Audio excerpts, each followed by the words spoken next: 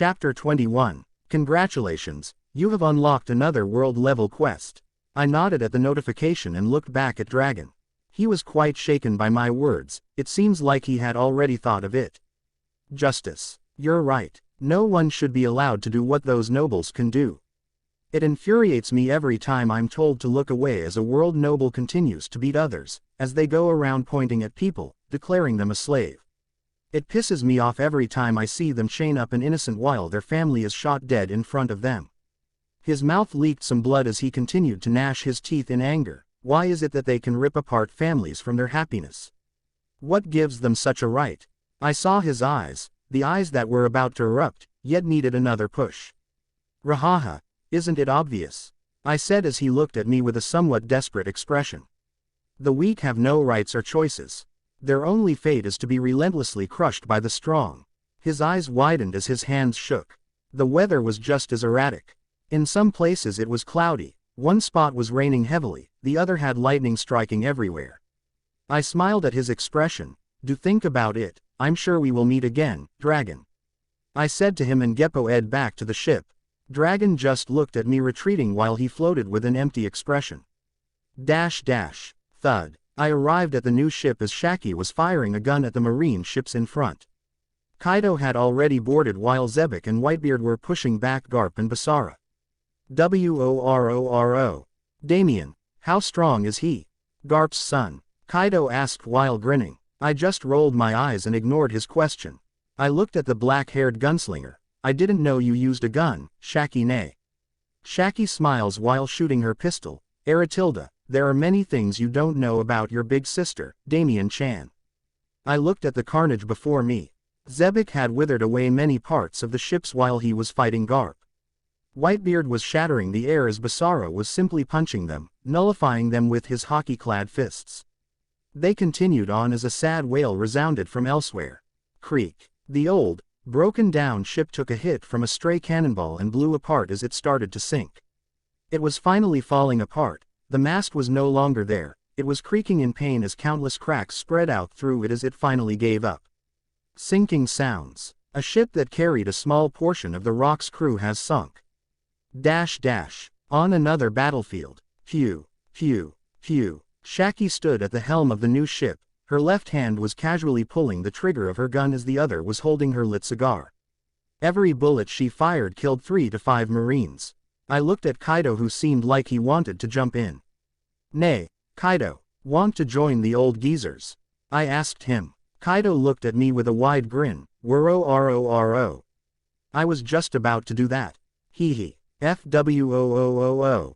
Both of us jumped off the deck and started our attacks. So far 4 warships and 6 standard ships still afloat. Boom bomb boom. Constant shockwaves were going off both sides as the powerhouses fought each other. The poor Marines had nowhere to go while their leaders continued their duel. All they could do was try and shoot at Zebek and Whitebeard, hoping for a lucky shot. We didn't have time to fight, otherwise another admiral might come. There are already many vice admiral deployed to nearby islands that are probably on their way here. With Zebek and Whitebeard, we can surely hold them off, but we will eventually fall apart. After all, these guys have been fighting Garp for the past 5 days. As long as I destroy their ships, they won't have any way to pursue us. The new ship is fast for its size, so it should be easy to retreat afterward. Thud. I landed on one of the standard ship's deck. The Marines pointed their weapons at me while I just smiled. I looked at the recruits manning the cannons. All of you, aim at your allies please. Upon hearing my request, they robotically did as told. They slowly turned to the cannons and shifted their trajectory to the other side.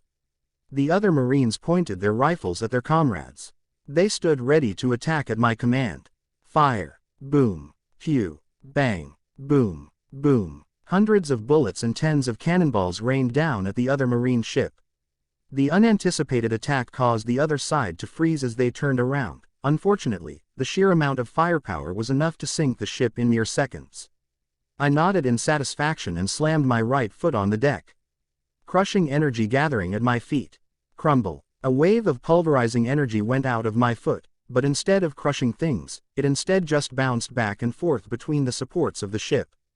The shockwave rippled through the ship, constantly weakening the integrity as it started to fall apart. Creak. Crash. The wood blew apart as yet another ship fell apart. Not wasting another minute, I once again jumped up to the air and looked at the other marine ship still afloat. I squinted my eyes as I concentrated my fruit power on my palm. Raging stream. A red wave of utter destruction raged out from my left palm, blasting through the air as it made contact with the ship. Boom. The ship cracked and started to break apart, the mast fell, the deck cracked apart and the sails ripped.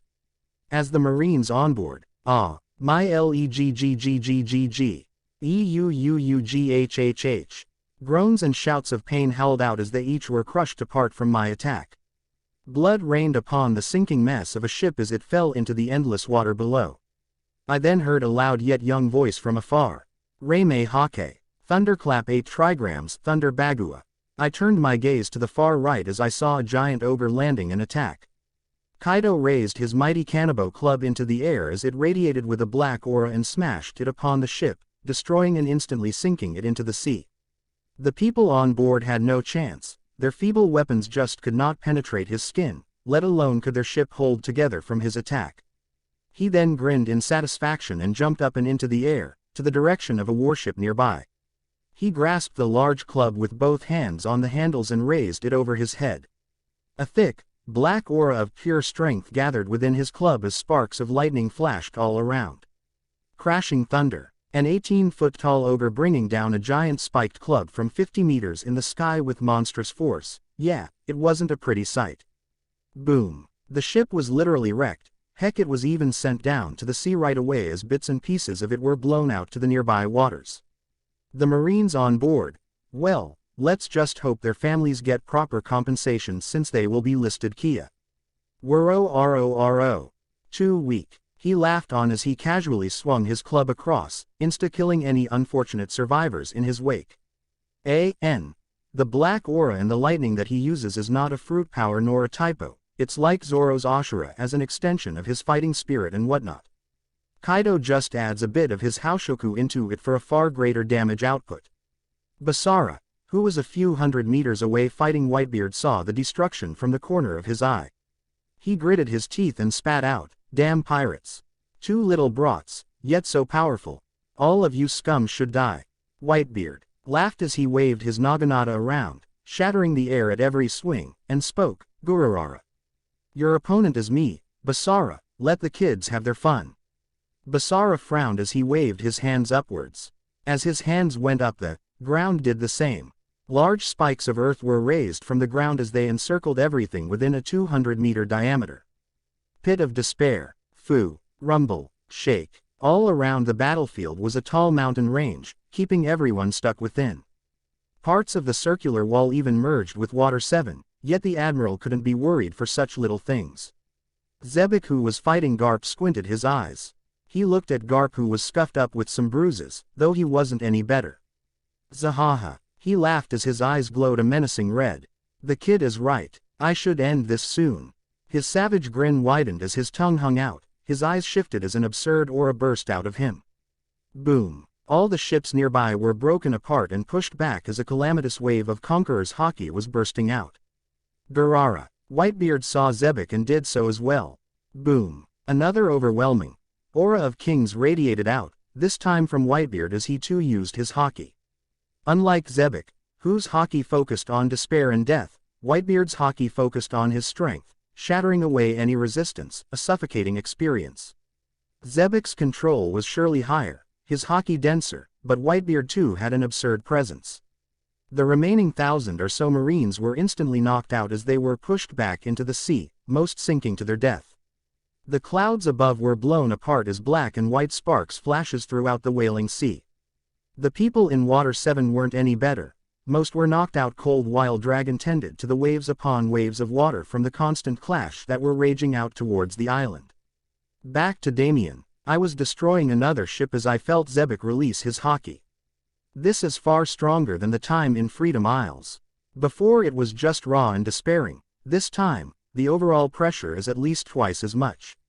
The range is greater, the haki, a lot denser. Whitebeard too released his, not as powerful as Zebek's, but overwhelming all the same. 2 bubbles of haki, One, a creeping black with red sparks, while the other was a shocking white with green sparks. I did notice what they were going for. By knocking out the Marines, the only one left was Basara and Garp. They can no longer pursue us. Even with 2 Admiral-level figures, they will have to let us retreat. I then looked to the side and saw the next move. Thud. The unnamed ship was sailing north, nearing the mountain field as 4 men stood on board while another 2 Marines floated in the sky, 80 meters away. Ahahaha. You guys, give these bastards all you got. Zebek grinned. Garp's and Basara's eyes gleamed red as they used their future sight and saw our actions. Whitebeard clenched his right fist. His muscles popped out as he pulled his arm back to his left shoulder as a white bubble appeared around it. Kaido raised his Kanabo club as it filled up with a black aura of pure strength and will, grasping it with both hands. I coated both my arms with my haki as I sent out pulverizing energy to them. They glowed a crushing red as I pointed them, palm out, facing the 2 Marines. This attack was far stronger than that when I used a single palm-directed attack. Zebek's left hand released a withering purple-black miasma as the air around his fist died and void filled in. Garp hardened his right arm to the shoulder. His arms were now shining a pristine purple as he flexed his muscles once more. Veins bulged out as a powerful aura radiated out as something quite absurd happened. Ha! He yelled out with a grin as another coat of haki formed upon his arms. A weird flowing coat of intimidating red wrapped around his arm. A double coat. Garp's armament. Basara was like Magneto. He pulled out huge spikes of earth instead of metal from the ground, and had them pointing at us. The weight of an entire mountain was circling around the Admiral as he began his attack. Whitebeard. Ha! Kaido. Reime Hake. Damien. Utter decimation. Zebek. River of Death. vs. Garp. Fist of Pain. Basara. Dreaded devastation. The air shattered. The seas were blown apart. The atmosphere was completely crushed. The rest withered away. Whitebeard sent out a 10.0 tremor. Kaido threw his attack with an absurd amount of brute strength. I sent out a stream of pure crushing force from both hands which combined together and ended up destroying everything in a 50 feet diameter, 5 times larger than that of my raging stream, and thrice as powerful. Zebek just blasted his left arm forwards as a river of death energy flowed out, as space itself withered away in its wake. Garp just smashed his right fist onto all the attacks together, his crimson fist bent and broke space itself. Basara shot his giant spikes of earth horizontally, the weight of a mountain releasing forth.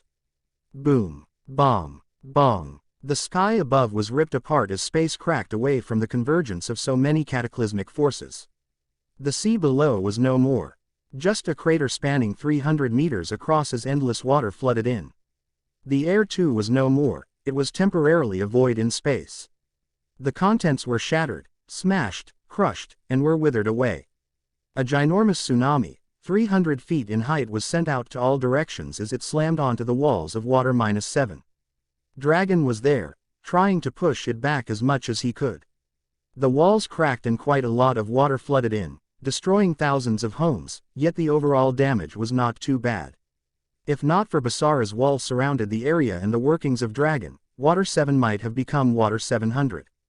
As for the outcome of the fight, ahahaha, garararara, rahahaha, waro. 4 distinct waves of laughter were heard as the Rock's crew laughed off the enormous explosion. Garp was launched back into the mountain on the other end of the sea, making a huge crater on the wall, nearly going through it. As for Basara, he crashed into his own warship which naturally was blown apart and currently in the process of sinking. Both of their attacks were simple yet were absurdly powerful. However, even they cannot hold against a quake and a death human going all out.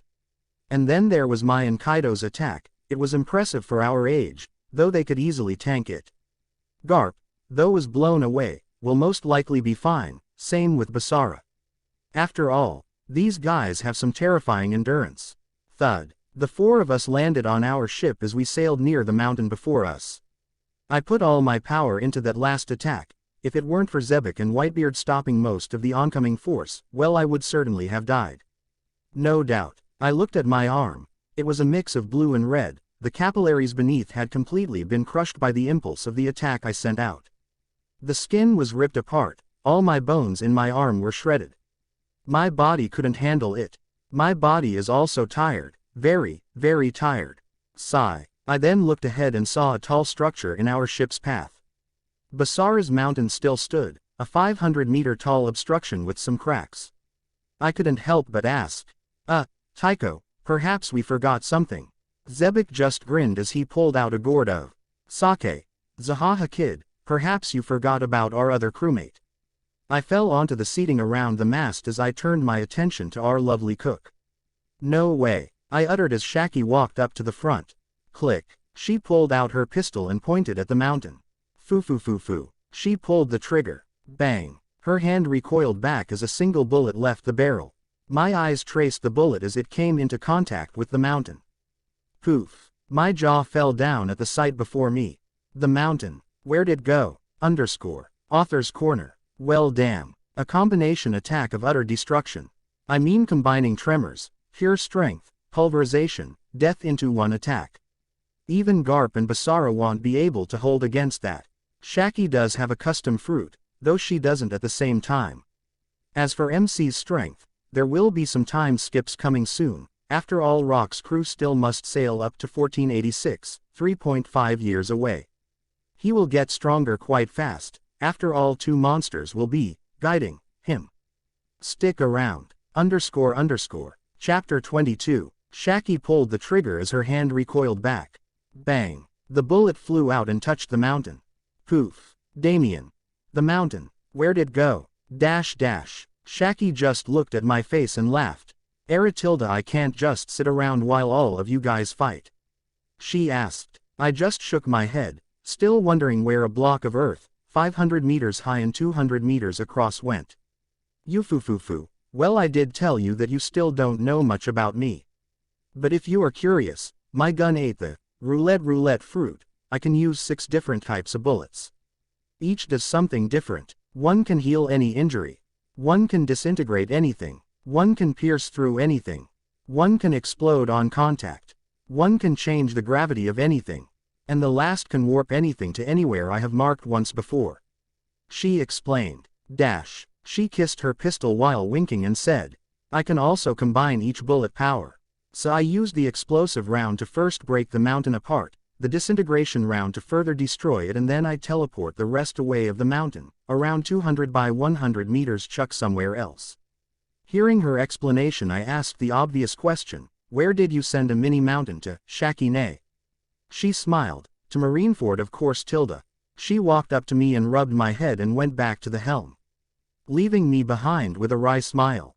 She sent a damn mountain to Kong's backyard. This chick is crazy. No wonder Rayleigh fell for her. Sigh. I just shook my head and informed the others, I'm gonna go take a nap. Zebek and Whitebeard were also somewhat tired. They fought for 5 days constantly, so they too went to their quarters for a snooze. Kaido was hurt as well. His arm was bruised and his club was cracked. His physique, right, the immortal Kaido, the man who can't be killed, not even by himself. I did recall the chapters after 1000. Kaido just tanked all the hits from Luffy's crew without even using any armament haki. A while later, I had showered. My body was quite sweaty and bloody. A nice warm shower always hits the spot. I sighed as I was in my room. It was quite big. Around 12 by 20 meters in size. A nice bed, a dresser, and the other things fixed to the ground. I walked to my very long bed. After all, I am quite tall, so yeah. I plopped on the bed. My arms were no longer broken but still bruised and ached quite a bit. My rapid regeneration was at max level, so all broken bones were fixed after a battle almost right away, but the pain stayed as it radiated in warm bursts of electricity in my nerves. I recalled something and went into my inventory and brought out a vial of red liquid. Healing solution. Description. Greatly increases the process of healing trauma. Also acts like a pain nullifier. Warning. Drinking more than 3 vials a day can cause erectile dysfunction. Nodding at the description and committing the warning to memory, I popped the cork open and gulped down the solution. Gulp. It was a warm flow of heat that went in all directions of my body as it released any stress built up on my arms. The healing rate increased. My slightly red arms were back to their original health light bronze color. The aching nerves calmed down as they recovered. Nice, I exclaimed in my head. Sybil, can you draw up the stats of the others I fought? I asked her. Coming right up, Damien, she said. Rox D. Zebek, age 42, height 14 feet 7. Devil fruit. Death fruit P. Fruit rating 7 stars. Fruit remark. An ultimate class fruit, can tap into a major world law. Yet to reach full prowess. Hockey. Tricolored. Hockey remark. High advanced mastery for O and A. Peak advanced mastery for C. A. N. Remember each mastery tier ranges from L. M. H. Strength. Beyond Yonko. Monkey D. Garp. Age. 36. Height. 9 feet 5. Devil fruit. N.A. Hockey. Bicolored. Hockey remark. Low at V. For O. Peak at V. For A. Strength. Top tier Yonko. A.N. 36 is not prime age, so I kept him at this. Basara. Age. 45. Height. 9 feet 8. Devil fruit. Mountain fruit P. Fruit rating. 6.5 stars. Fruit remark. Powerful fruit, one of the greatest for fighting large amounts of enemies. Hockey. Dual colored. Hockey remark. Mid at V. O, and high at V. A. Strength. High tier Yonko. Edward Newgate. Age. 32. Height. 21 feet 10. Devil fruit. Tremor fruit P. Fruit rating. 6.5 stars. Fruit remark. Has the ability to destroy the world. Hockey. Tricolored. Hockey remark. Low at V. O, C, and A. Strength. Mid-tier Yonko. Shikuyaku. Age. 22. Height. 6 feet 1. Devil fruit. Roulette fruit P. Fruit rating. 6 stars. Fruit remark. Can be very powerful when combining different bullet types. Very versatile fruit. Hockey. TBD. Strength. Greater than top tier Yonko commander. Kaido. Age. 15. Height. 17 feet 8. Devil fruit. N.A. Hockey. Tricolored. Hockey remark. Low intermediate A, O, and C. Strength. Low tier Yonko commander. A.N. The represents that he is at the peak of this level. So I can see their strength levels now. I guess factoring the scale of the destruction capabilities probably gives it away. I shake my head looking at these numbers. Beyond Yonko. Zebek is holding back A. Whitebeard is still young, he doesn't even have his beard yet. I exclaim. Garp is not at his prime yet and he is already so powerful. Basara is quite strong too. Shaki, for the role as a cook she can beat quite a few people up. I sigh as I see her power level. I haven't seen my stats for a few chapters now, display them please. I request. Here they are, she says. Ina D. Damien. Age. 14. Height. 8 feet 4. Status. Healthy. Strength. Low tier Yonko commander. Devil fruit. Pulverize fruit. Low intermediate mastery.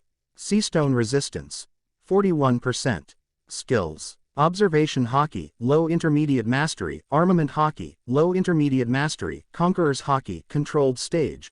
Peak basic level. Points balance. 10,100 SP. Less than rewards pending from completed quests greater than. I spent a few minutes going over my gains. It's only been a week since I left the island. In that view, going from quasi-YC to low-tier YC is pretty good. Show me the quests please Sybil. As you wish Damien. Quest log. Reach Yonko commander. Rewards. 7,000 SP completed. Reach Yonko commander phase. Rewards. Fishman bloodline. Grow gills to breathe underwater. Fruit users may survive underwater but will not be able to move. I nodded at the SP from the first quest. As for the second. Sweet. Grow gills. It won't let me move in the sea or anything, but I can still breathe underwater. The worst way to die as a supreme king is by drowning. Now I am in the same boat as Jack and Zoe. I can live under the sea but cannot move. However, with my ancient voice, I can easily ask some sea kings for support, I concluded with a joyful tone. Receive the rewards, Sybil, I told her. Alrighty. 2 quests complete. Rewards. 7,000 SP, Fishman Bloodline. At that moment I felt odd. Geez, this feels weird. It was an itch on my neck that I couldn't scratch. I walked over to the mirror on the dresser and saw my handsome visage. I checked my neck and didn't see anything.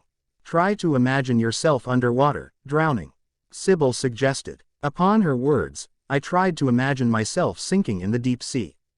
Gasping for air, flailing my arms in the struggle, my body demanding oxygen as I clench my throat. I opened my eyes and saw them. A thin flap on both sides of my throat, a filament of tissue that could fold on command. Though I couldn't breathe on the surface, I did seal them back. It was easy now, all I had to do was think of it and they would open whenever.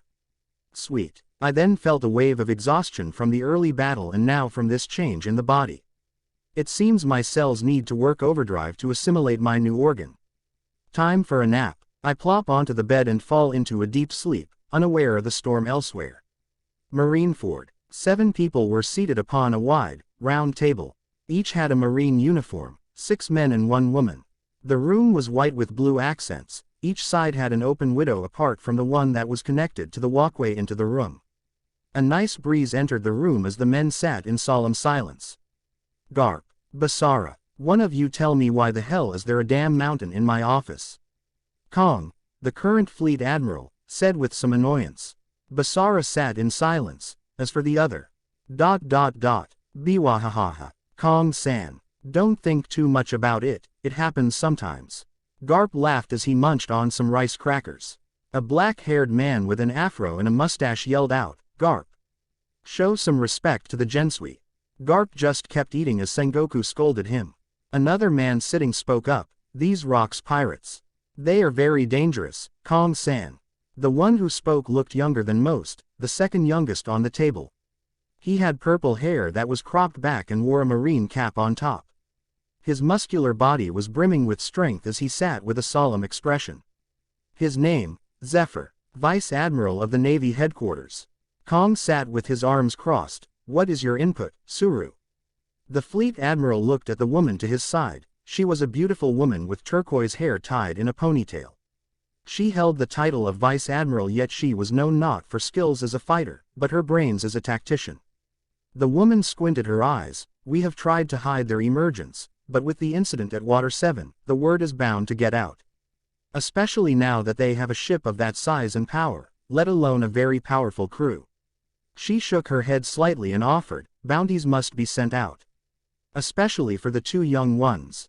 If they are allowed to grow, it will be inviting disaster. All the men nodded at her words as she continued. Considering their strength and fruit capabilities, we will need to send at least 3 admiral-level marines. Not only is their strength impressive, but they are all supreme kings, minus the cook. They are a new crew with 4 conquerors. But our intelligence has shown that the captain, Rox D. Zebek, has come in contact with other notorious pirates and left on somewhat friendly terms. Charlotte Linlin, Golden Lion Shiki, Silver Axe, each of them may or may not be on friendly terms. If so many high-level and high-potential pirates come together. Her voice became heavier and heavier as she went on. Then I'm afraid we will have a crew that may rival the world itself. Her words echoed through the room as the men squinted their eyes. Even Garp slowed down his chewing speed so he didn't end up missing her input. We must purge them as soon as possible, she concluded. They sat in silence for a few minutes as Kong spoke up as he looked at the final person in the room who had yet to talk. Boy, why is it that I heard you let that pirate walk away? The boy in question was none other than the son of the Fist Dragon. The youth looked down for a minute and spoke, I have nothing to say in my defense. Kong gritted his teeth, Nandato. He smashed his fist onto the marble table as it shatters and was reduced to dust. Kong stood up and eyed the youth. Boy, I promoted you to Rear Admiral because of Garp and Sengoku's insistence. Do not take your position lightly. He roared out. Garp stopped eating and saw his frustrated son's face and squinted his eyes. Sengoku too saw the tension and intervened. Kong-san, what shall we decide their bounties to be? Kong snorted and looked at the Afro Admiral and gave his thoughts. After half an hour or so the pages were drafted. These bounties, they cannot be too high. After all, they starting bounties for each of them. They are indeed not enough for their strength, but any more and it will backfire on us. Kong commented. I agree, any more than these figures and the people may start questioning our ability to restrain such a crew. We can instead use this event as their first real act of piracy and bend the news to accommodate these bounties. Suru nodded. The others too gave their input as Kong gave the order. Call CP1. I want these bounties posted at every island in the seas. Author's Corner. Hum. Bounties. Annoying to please you all with numbers. Again, these are starting bounties in the eyes of the world. You can't just slap on 5 billion right away. So keep that in mind. Chapter 23. Damien POV. Thank was a good sleep. I yawned as I stretching my body. I jumped out of bed and went to fresh up. I am now in the training room. It's not that big, just a 10x 15 meters room laced with blood ore. I had it made specifically for me since I need to train my fruit a lot and I don't want to break too many things. My fruit mastery is still peak level of basic stage. How can I improve my powers? I started to brainstorm. I held my left hand in front of me and gathered some pulverizing energy. My palm glowed a warm red as my fruit power emerged. I used my senses and listened to the air. How it reacted. The things I missed. The air, it's being crushed as it should, but my power feels so raw. I conclude, causing me to frown. The power to crush everything shouldn't be so simple. It originates from my heart, but who said I have to only use my hands and legs to shoot it out? I question myself. Fujitori's gravity. He can influence gravity by willing it so. I wonder if I can crush things without moving my body. I say out loud. I gather crushing energy all around my body and force it out from my pores, causing me to practically sweat red miasma. The air around me was howling as a red glow covered my body. I concentrated on the energy with my observations hockey. Closing my eyes I felt it. The energy was volatile. It wanted to burst out. Why not just let it? I ask as I experiment. I was forcing it to stay in, forcing it to be controlled. But I was wrong. Why control it? Why not let it flow as it should? All I have to do is learn how to direct and guide the flow. Boom. Upon my conclusion, a red wave of pulverizing energy was sent out from my body. It was like my grand ripple. But it was constant. 10 meters from all sides of me was a domain. A field of crush. All the air within the dome was being pressured and pulverized. This feeling. My eyes opened up as I felt it. It wasn't a bad feeling. It didn't feel forced. Heck, even the stamina consumption went down compared to trying to control it to do so. I was thinking too much like I had the tremor fruit. It's not as simple as smashing the air with a fist. I end up yelling at myself. Trying to force such a volatile power will only produce counter-effective results. I just need to learn how to embrace its rage and simply direct it with my body. My eyes shined as I felt quite different from within. Then I heard a beep. Fruit mastery has reached intermediate stage. Quest pending to be claimed. Upon the notification, I felt a new view of my powers. I had finer control by simply letting go of it. The crushing force, before it was simple and raw, it just broke things apart. Now it was easier to flow. I could break things apart with more control. I waved my hand as a piece of wood popped out of my inventory. Crush. My hand glowed, and so did the log. Boom. A small explosion sounded as the log was reduced to 2-inch thick cubes as they clattered on the floor.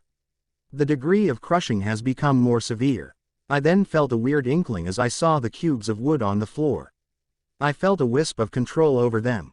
I point my left hand out and did what felt right. Restore. I sent out a stream of crushing powers as it enveloped the numerous pieces of wood. Phew. The air radiated a bit as the cubes floated up and shot towards each other. Thud. The log returned to its original form as it hit the floor as if nothing had happened. My smile widened. To crush and to restore. For one, Shaki won't scream at me for destroying her kitchen. And for another, my eyes squinted in curiosity. I wonder if this works on living being. I couldn't try it now, but if I could use it on humans, crush them, and put them back together, it would be quite interesting indeed. I nodded over my new mastery level from the fruit section as I walked up to go to the eatery. But, boom boom bam, explosions were resounding upstairs as I reached the top and saw an interesting sight. A bruised and beaten Kaido on the ground and a laughing Whitebeard. Kaido immediately got back up as his bruises healed away. What absurd healing speed he has, I exclaimed as I saw him back in perfect shape. Kaido looked at me and grinned. Woro. Damien, fight me, he roared as he slammed his club on the ground for added effect. I raised an eyebrow and couldn't think of anything better than an ogre to test my powers on. You're on, I said while grinning. Kaido chuckled as he moved back and I walked in. Whitebeard went to the side and sat down with a gourd of sake. The dueling platform area was on top of the eatery, a flat surface with a solid blood or ground to absorb all stress. I and Kaido were standing 30 meters apart. Whitebeard threw his empty gourd into the sky. Phew. The gourd howled as the air whistled in its crevice. Cracking sounds. The gourd shattered as both of us dashes forwards. Kaido, nearing 18 feet in height versus I, who was a bit over 8 feet. Though our sizes were vastly different, our power levels were quite close. Kaido charged forwards while raising his club on his shoulders, grasping it with both hands. I had both my arms flying free behind my back as I dashed forwards, Naruto style. Though we ran at full speed, the ground had no sign of noise or shock as it was all absorbed and distributed. He seems taller when fighting, I mutter in my head as I see him, 10 feet difference in height. Hardening. Knowing that I cannot fight from the ground, I decide to leap into the air while coating my left hand in a blackened color. Kaido grinned and swung his club to meet the fist. Boom. Shockwaves rippled in the air as the two forces clashed. The attacks cancelled out as I then popped the air with my feet and retreated a few meters back. Rankyaku. I gathered condensed air particles and wrapped them around my legs and shot 2 diagonal slashes towards the ogre. Kaido just turned a bit to the side and took the hits with his left shoulder, unfazed. Ho ha ho. Kaido chuckled as he jumped into the air and swung his club diagonally downwards the floating knee. I covered both arms with mediocre hockey and made an X-shaped shield to take the hit.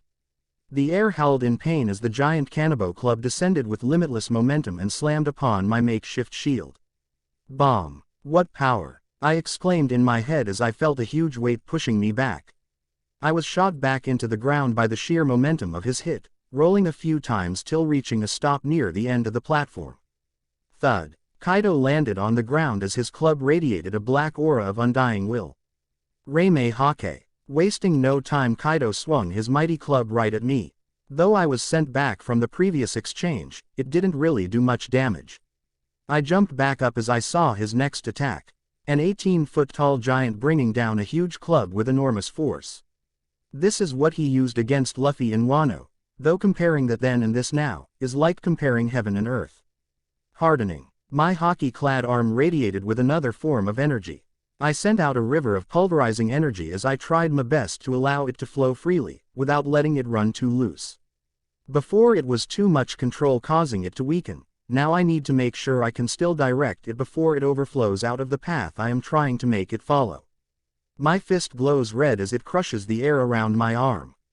All crush. My crimson fist bashed upon his black club of absurd momentum as a powerful shockwave was sent out. Boom. Neither of us gave any space for the other to try and move. Our power was equal. FWOOOOOOOOO. The air blasted in a mini explosion as both of us were sent 10 meters back from the clash. I dug my foot into the floor to regain balance as Kaido used his club for the same reason. Woro. That's more like it. Kaido ran forwards again. I saw him racing forth and raise my left palm out. Raging stream. I sent out a 10-foot-wide stream of pulverizing energy as it raged on to meet the ogre, the epicenter aimed at his chest. Woro. He laughed as swung his club to block the flow of energy. Boom. He was knocked 10 or so feet back as he cancelled out my attack. I saw him stagger for a second and Soru forwards, not missing the open chance. Let it flow. Let it run. Let it loose. I recited in my head as I let all my control go over the fruit and a wave of crushing domain burst out from me. Field of Kings, I said as a crimson-colored field, 10 meters in radius was sent out. It started suppressing, slowing, and weakening all those within its range. Even the air particles started vibrated hard, as it caused small explosions due to the increase in kinetic energy. Kaido, who had regained footing, felt the effect. What is this weight? He wondered as he saw his rival release a domain of his fruit as his eyes shined red.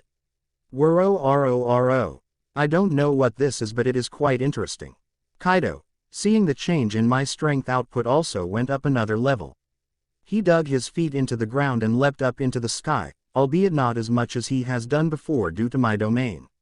He held the club in both hands as thunder sparks shot out as he brought the weapon down with unending momentum.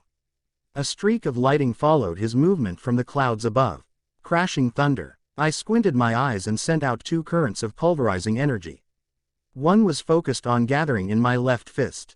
The other was wrapped around my left shoulder. The main idea was to have the energy on my shoulder act like a spring and further propel the energy within my fist. This would greatly increase the damage output. My arm was now denser, thicker, and more condensed. It was bubbling in power as it wanted to burst out and destroy everything in its wake. The density and the huge amounts of energy in my arms caused the air to go ablaze.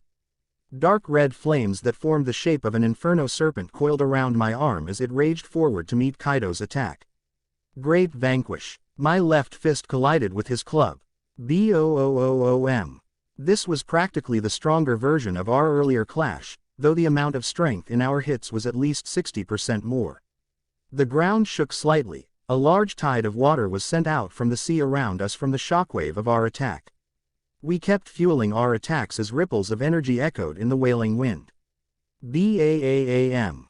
Finally, the attacks ended as both of us were sent 20 meters back, trying our best to keep our footing. The moment one of us loses balance is the moment that one would lose. The battle seemed long, but only 2 minutes have passed since the start. Our momentum stopped as we stood tall once more. Kaido had red marks over his thick right arm as his club shook from the earlier impact. My left fist was shaking. The absurd brute strength of the beast still remained in memory. My knuckles were torn and my fingers were quite stressed, yet still in good shape. Time to end this. I raised both arms, palms out. The pulverizing energy flowed once more as it steamed down both my arms and gathered in my palms. A top layer of thick energy kept in the energy like a balloon about to explode from being overfilled. Utter decimation, I said slowly as a huge river of energy flooded out from my palms, covering 50 feet in diameter. Crushing, shredding, and pulverizing everything in its way. Boom bomb. The air was destroyed as Kaido saw a wide attack nearing him. What did he do in the face of such power? He laughed, of course. Woro. That's it, that's what I wanted. He then raised his club over his right shoulder, tightening his grip. Thunder roared as his club started boiling with a black miasma. It wasn't a fruit power or anything. It was just sheer battle lust and inner aura that caused his club to spark up, causing lightning to form by the electricity in the air. Divine thunder, he roared out as he swung his club straight at the Crimson River. Boom. A powerful shockwave was sent out in all directions, causing huge tides to form in the sea around the ship. The air shook endlessly as the two forces continued to push each other back, neither giving way to the other. I kept supplying fruit energy as the attack kept flowing out, yet Kaido's brute power too was endless. The attack was surely impressive for our power levels. Even Whitebeard had his glorious blonde hair flying violently in the wind. The attack finally ended. As for the result, hoof, ha. Staggered breathing was heard as another sound followed. Woro. Rahahaha. Kaido's club was cracked, his arm was bruised and purple marks were all over his right arm up to his chest. I too was in rather pained condition. My already bruised arm was aching even more, so as I had sent out too much pulverizing energy, my arms had yet to be strong enough to hold all that power. The new move, alongside the constant field of crush that I had on, depleted my stamina quite a bit. We are in our original positions now, 30 meters in between as we ended our fight. 2 minutes have passed since the end of the duel and our bodies have healed quite a bit. We could keep going for more but chose to end it. I'll put you on the ground soon enough, Kaido, I said as I pat the dust off my clothes. WORORO, we'll see about that. Kaido put down his club. All was cool as a seagull flew down to us with a newspaper. I tossed a coin as it left behind the daily news. I scanned the contents and a smile appeared on my face. Oh why, come look at this, I shouted as I saw the title of the newspaper. Notorious Pirates Attack, Water 7 nearly destroyed, closing square bracket, -- Author's Corner. That was my first true fight scene for MC. I think it was pretty good. I know Yonko can fight for like 10 days and whatnot, yet that doesn't mean they are always using super powerful moves. The simple duel, keeping the other on their toes, lasts the majority of the battle as the big moves come in every here and there. MC's and Kaido's duel was around Doflamingo vs Gear 4 level. Just like that fight only lasted a bit, this too was a constant duel of strength rather than stamina. I hope you liked the fight. Chapter 24. What is it, kid? Whitebeard asks in mild curiosity. Kaido also seems interested in the news as he plopped onto the ground. Hehe. Looks like they couldn't wait any longer. We're on the front page. They even put a price on our heads, rahaha. I laughed out. Oh, what does it read? The tall, beardless man asked. I started summarizing the words. Notorious group of pirates attacks Water -7. Marine Vice Admiral Garp and Marine Admiral Basara deployed to repel them. I then went to the next paragraph. The Navy successfully pushed the criminals away, all the while saving Water 7 from imminent destruction. Woro. Funny. Kaido roared as he heard the false inflation. I continued. Notorious individuals that have been tracked from the West Blue have recently grown in strength, forcing the Navy to list them with large bounties. The unofficial group led by the pirate Rox D. Zebek is responsible for many destroyed islands, thousands of lives of Marines lost, and just as many civilians. Whitebeard squinted his eyes and snorted, "Che, Marines and their crap. They bend the truth as much as they can." I chuckled, "Ma, Newgate Awesome. If news got out that the Marines had their asses handed to them, the Navy would be the laughingstock over the seas." Kaido laughed as another voice came out from below. "XAHAHA, that Kong must be pissing his pants to actually put a price on my head." Zebek arrived. He walked up and sat down. We formed a wide circle, each of us grinning. As for the bounties, I smiled and placed the papers down in front of them. A picture of a man with wild, dark red dreadlocks extending from all directions, all the while grinning like a devil as his tongue fell loose out of his mouth. Less than wanted greater than. Less than rock. Operator D. Operator Zebek greater than. Less than. The Great Essen greater than. Less than. 2,620,700,000 greater than. Less than dead or alive greater than. Poster image. Another poster with a man with long blonde hair running down his back with a black bandana tied upon his head. He had a rather long face with a rather prominent chin. Less than wanted greater than. Less than Edward Newgate greater than. Less than. The Earth Shaker greater than. Less than. 1,370,500,000 greater than. Less than dead or alive greater than. Poster image. The following page had a young, beautiful woman winking her right eye, a cigarette in her hand. Less than wanted greater than. Less than Shikuyaku greater than. Less than. Black Death Shaki greater than. Less than. 680,550,000 greater than. Less than dead or alive greater than. Poster image. Another poster was shown with a muscular youth with a short black beard and two large horns coming out of his head. He had his arms crossed with a frown. A red scale-like tattoo on his left chest went down to his arm. Less than wanted greater than. Less than Kaido greater than. Less than. Kaido of the Beasts greater than. Less than.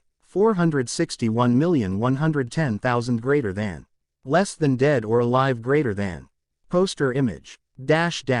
And on the last poster on the list was another youth with a rather handsome appearance. Crimson eyes shined as he gazed into the camera, with his back and red hair gently floating in the wind. Less than wanted greater than. Less than Ina. Operator D. Operator Damien greater than. Less than. Sin Incarnate greater than.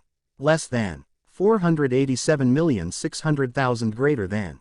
Less than dead or alive greater than. Poster image.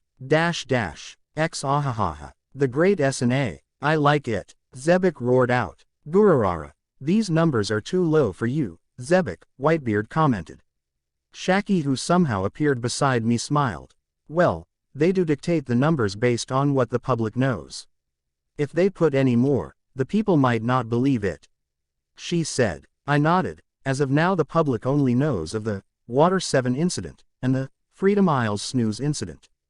Based on that they gave out these numbers. A.N. Freedom Isles snooze incident was when Zebek knocked every citizen on that island out back in Chapter 11.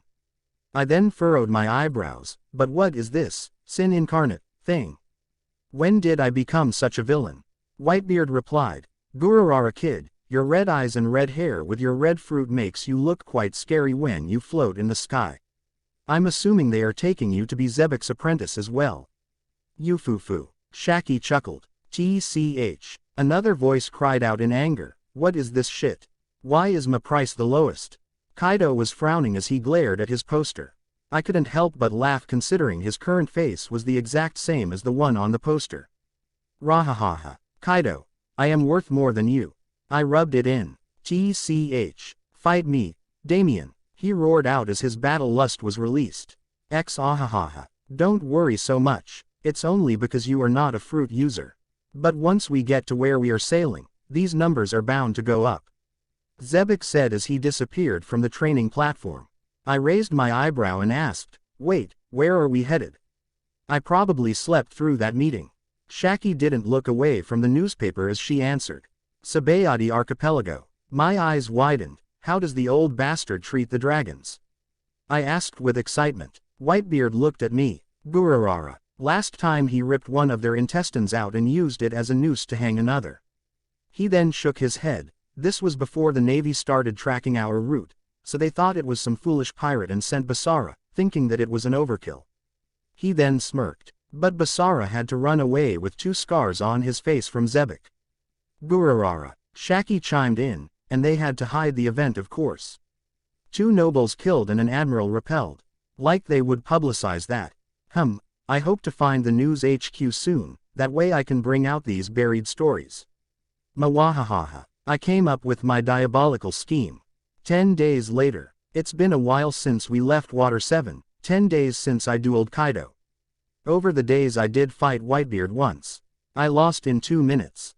The man can see my every move with his hockey. All he needs to do is slam the air with his fist and hit me where I am about to move to. My hockey needs a lot of training.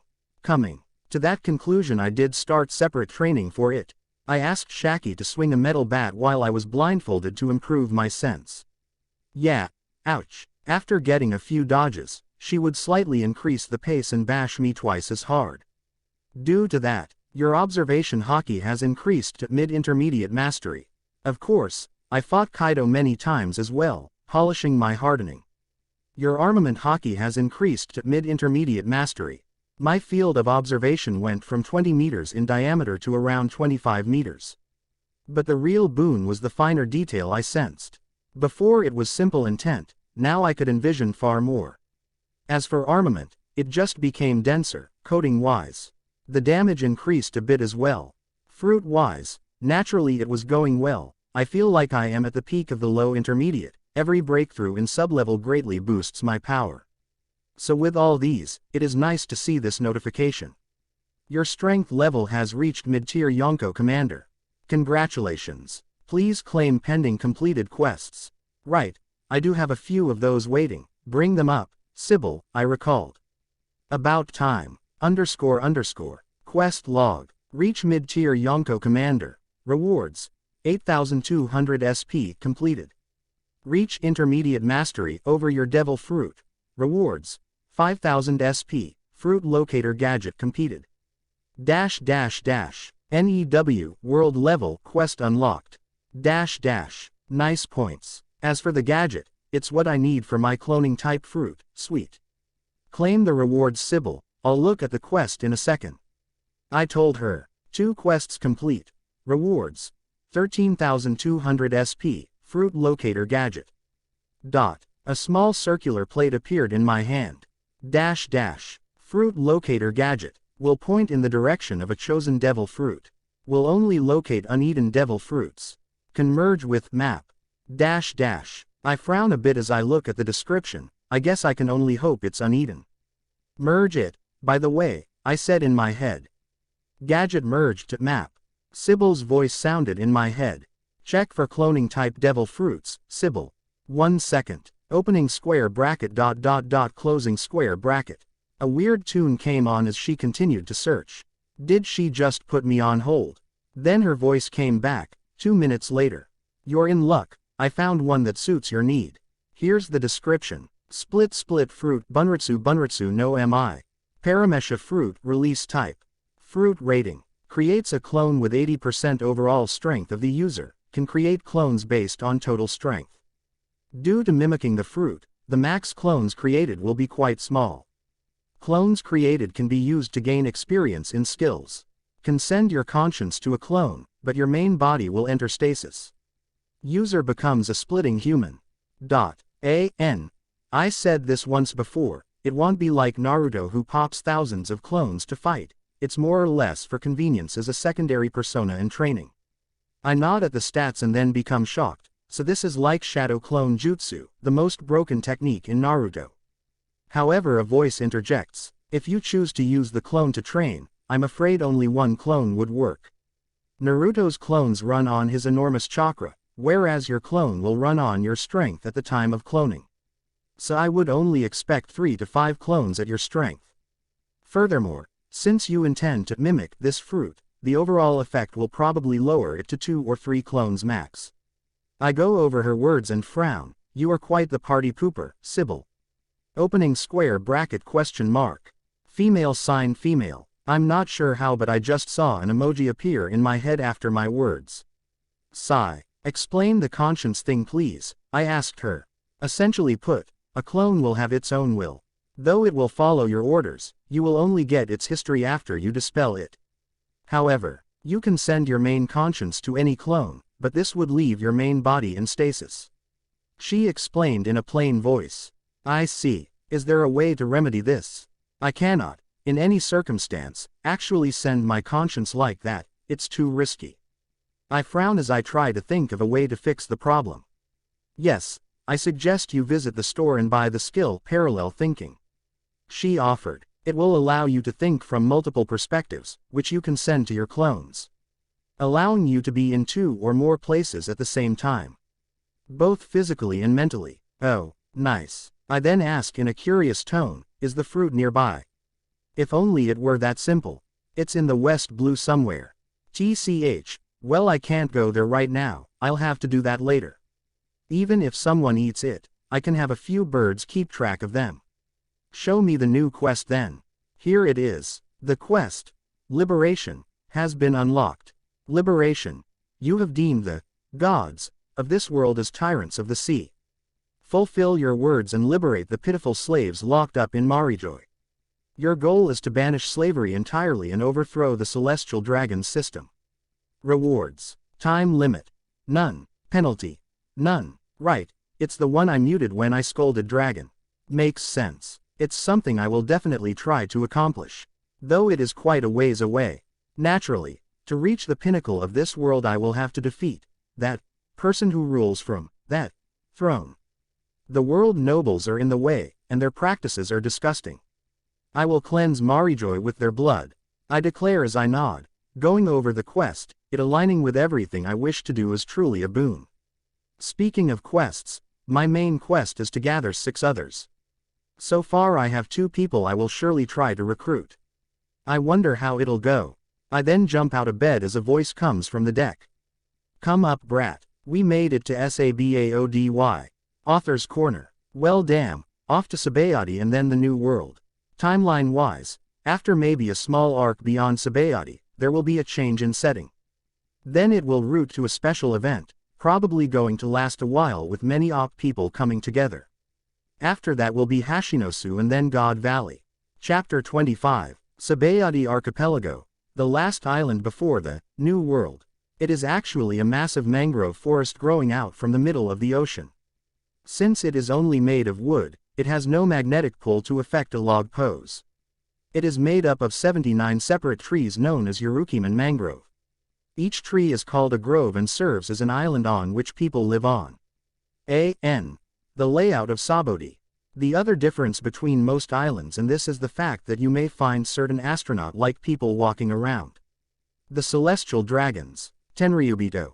They are the aristocratic descendants of 19 of the 20 kings who established what is now known as the world government. They can give any order and it must be followed through. Their words dictate all others around them. They are the law. They can simply point their finger out and demand you to become a slave.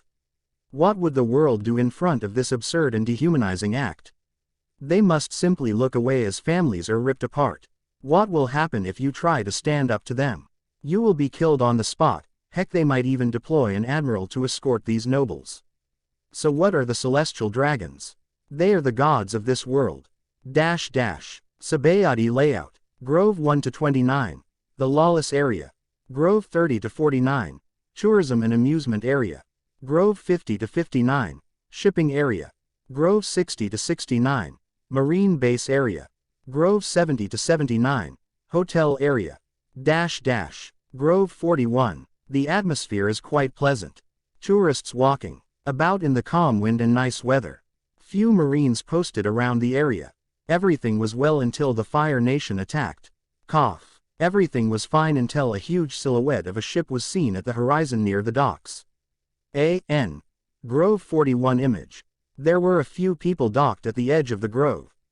Pirates. They were just preparing to sail out as the man on the crow's nest spotted something on the far horizon. He took out a telescope and zoomed in.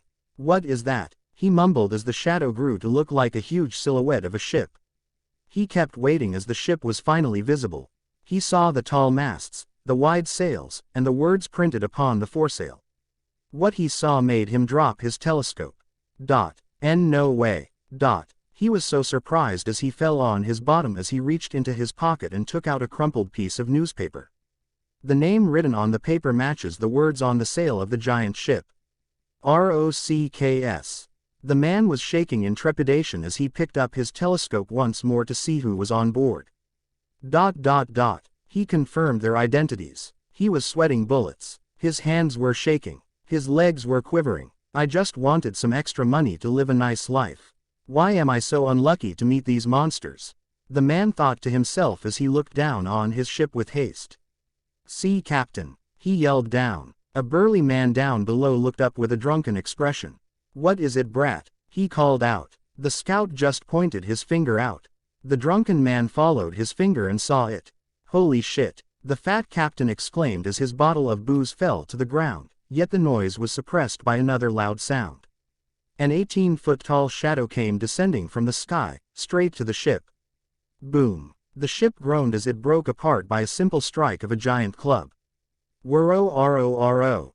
You guys are so weak." A deep yet young voice resounded as the ship sank right away.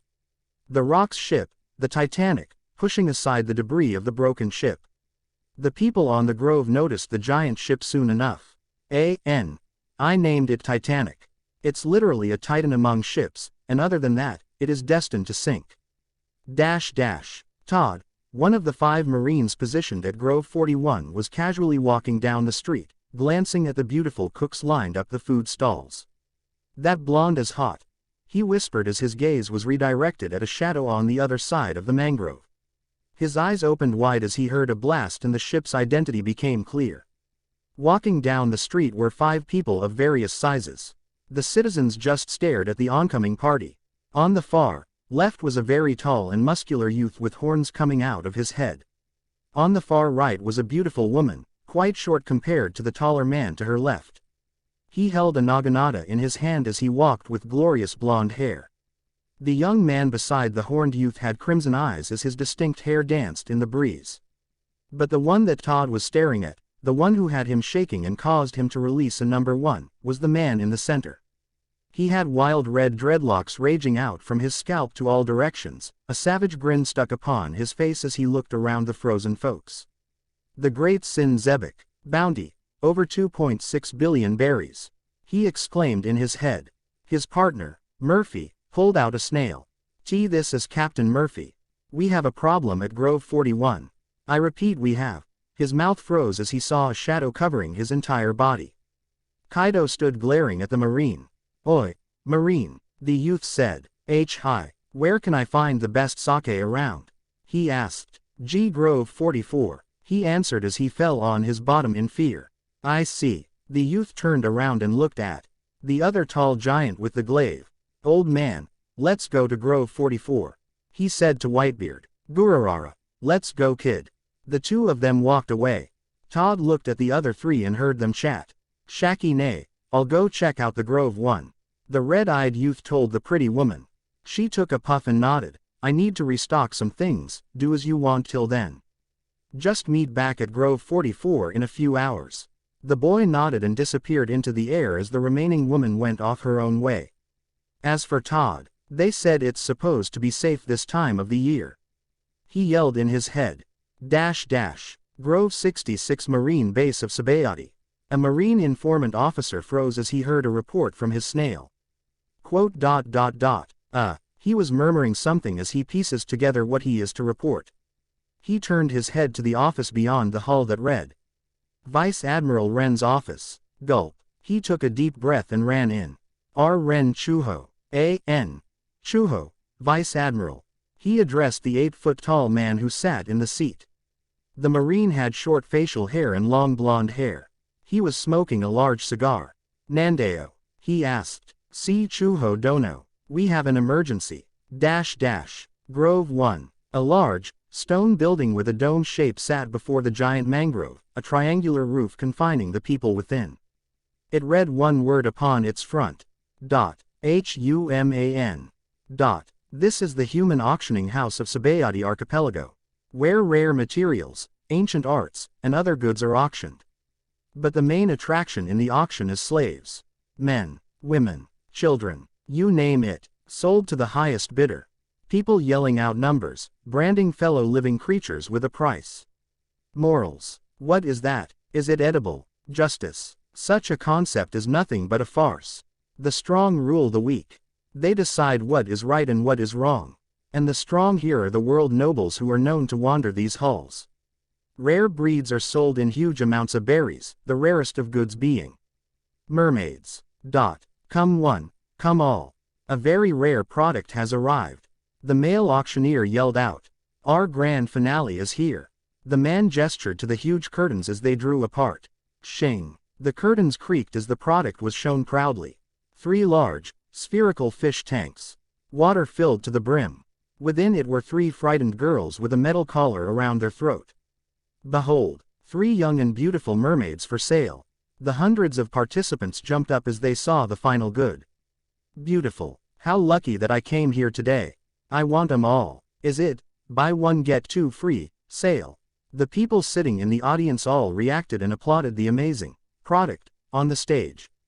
Though the VIP section near the front had 3 unique individuals. 3 astronaut-looking people with greedy smiles. They had glass domes on their heads for their own air to breathe and worn white suits all over their bodies. They had many bodyguards around them. The older noble, who was in the middle seat, had his feet resting on the back of a man on his knees. Chichiyu-sama, I want them all. Get me all of them. One of them exclaimed as he danced up and down. A.N. Chichiyu meaning father. Very well. Since my son wants it then, of course, he can have it.